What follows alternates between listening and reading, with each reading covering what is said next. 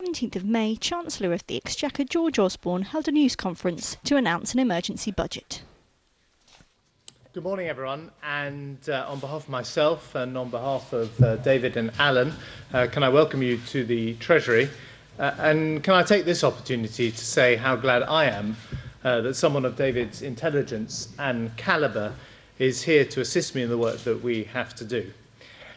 We're here to talk about the very first item on the first page of the coalition agreement.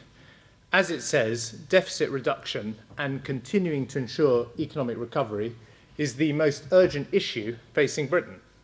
We understand that, and we need to get moving. So today, less than a week after taking office, I want to explain some of the early arrangements for dealing with the fiscal crisis left by the last government.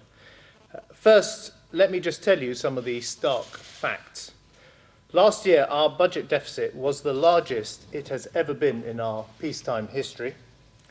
This year, it is set to be among the largest in the world. According to the IMF and the European Commission, it will be the largest in the G7 and the largest in the European Union.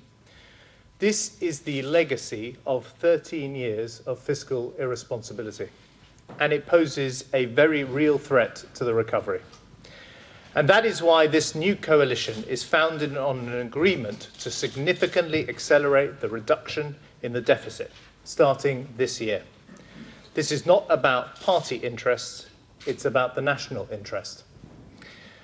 The advice that we have received from the Treasury and the Bank of England make that clear. Those who argue that action can be safely delayed for another 11 months would put our economy at risk for the sake of short-term political advantage.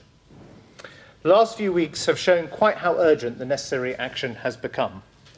Greece is a reminder of what happens when governments lack the willingness to act decisively and quickly, and when problems are swept under the carpet.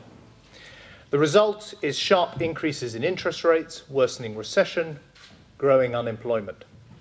At one point, interest rates in Greece increased by a full 10 percentage points. The dangers were clear when I spoke to finance ministers from around the world on Friday. The European package that was agreed last weekend has solved the immediate liquidity crisis, but it has not solved the underlying solvency crisis. The threat has not gone away, and I know people everywhere are worried about what this means for them.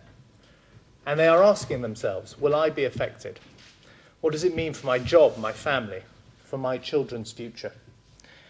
And to them I say, if we fail to tackle the deficit we inherited from the previous government, the consequences could be disastrous. If we don't get on top of our debt, every family in Britain will be poorer, and the dreams of millions of young people will be dashed. Mortgages will be higher. Businesses will go bust, and debt interest will become one of the largest items of government spending.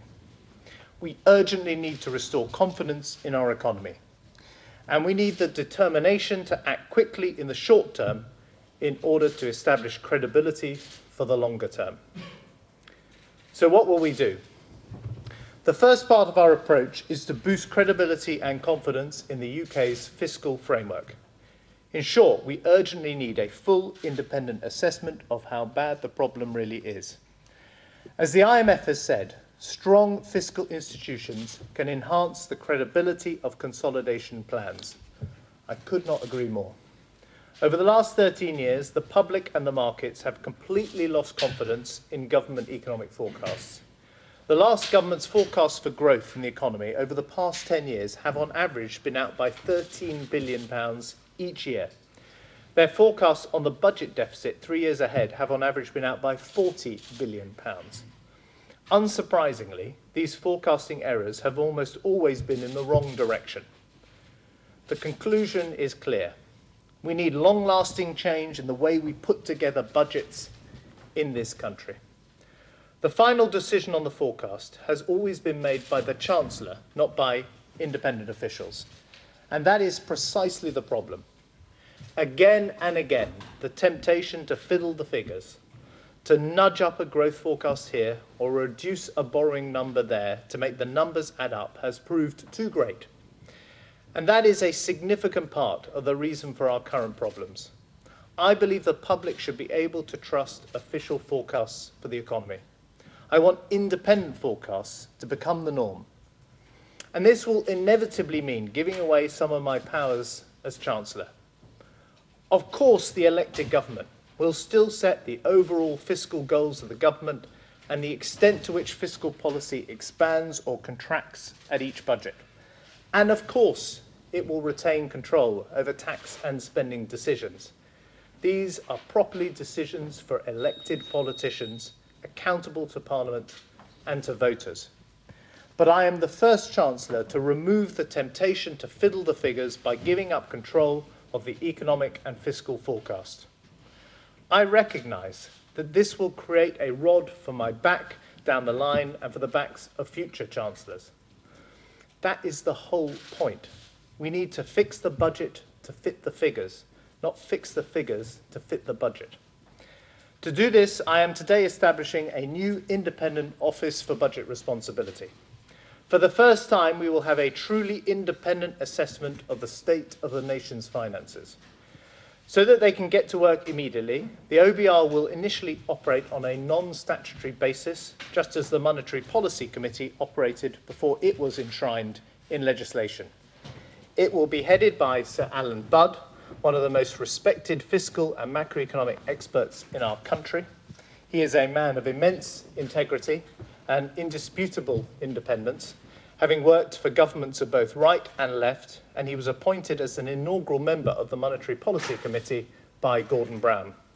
I'm very glad, Alan, that you're with us today. He will be joined by two other independent experts who are with us today as well, Geoffrey Dix and Graham Parker, and together they will form the Budget Responsibility Committee. With the help from a Secretariat of Civil Servants, they will be in charge of making independent forecasts for the economy and the public finances. They will have direct control over that forecast. They will make all the key judgments, and they will produce the fiscal numbers that underpin government policy in the Budget Red Book. But I don't think that we can afford to wait until the budget for an independent assessment of the true state of the public finances. So the first of the OBR's forecasts will be published ahead of the emergency budget. Everyone will be able to see the scale of the problem to which the budget must provide the solution. I've asked the Treasury to give Alan and the committee full access to all the data, all the assumptions, all the economic models, and because they will also have a role over the coming months in the exposing all the hidden liabilities and the long-term pressures facing us as a country, they will have access to that information too, looking at the cost of our ageing society, public service pensions, or the cost of outstanding PFI contracts, for example. For the first time, we will have an independently audited and transparent national balance sheet. In due course, the OBR will be put on a statutory footing with legislation in the Queen's Speech next week. And at the budget, I will announce the overall path we intend to pursue for the public finances and against which the OBR will judge the government's fiscal policy. For each budget and pre-budget report, they will confirm whether the government's policy is consistent with a better than 50% chance of achieving that objective. That means there will be nowhere to hide the debts, no way to fiddle the figures, and no way of avoiding the difficult choices that have been put off for far too long.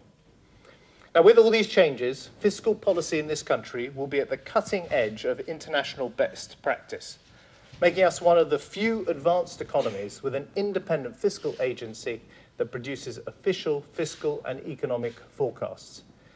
Given that many countries face similar fiscal challenges, though few on a similar scale, I hope that the world will look with interest at our policy innovations.